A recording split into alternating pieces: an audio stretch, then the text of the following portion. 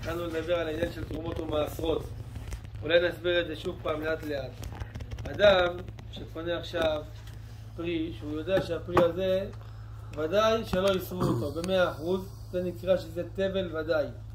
מה צריך לעשות לו? קודם כל יש תרומה גדולה. תרומה גדולה אמרנו זה כלשהו, אפילו חתיכה הכי קטנה. למעשה שבית המקדש היה קיים, היו מביאים את החתיכה הזאת לכהן. אבל מכיוון שזה קודש, והיום כהנים לא יכולים לאכול את הקודש, אז לכן צריך לאבד את החתיכה הזאת. לשרוף אותה או לזרוק אותה לפח שהיא עטופה בצורה מכובדת. אחר כך יש לנו תרומת מעשר. תרומת מעשר זאת אומרת, יש מעשר ראשון שהולך ללוי, המעשר מזה הולך למי? הולך לכהן. עכשיו גם זה נקרא תרומה. תרומה זה קודש.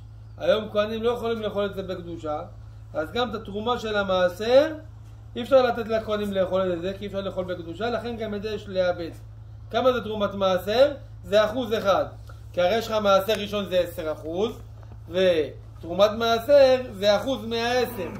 תראה לך שזה 1% מ-100.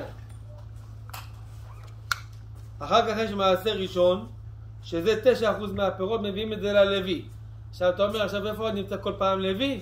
אז אתה יכול להביא ללוי, תפוס אותו, להביא לו פעם אחת 100 שקל, ולהגיד לו, תשמע, כל מה שאני מעשר, אני פודה את זה על 100 שקל, עד שזה יגיע, ייקח לזה הרבה זמן. לחתיכות הקטנות האלה שיגיע ל100 שקל. אפשר לשער את זה גם כן לפי השוק הסיטונאי, לא לפי מה שאתה קונה בסופר. זה לגבי המעשר ראשון. יש לנו, עכשיו אמרנו, יש מעשר עני ויש מעשר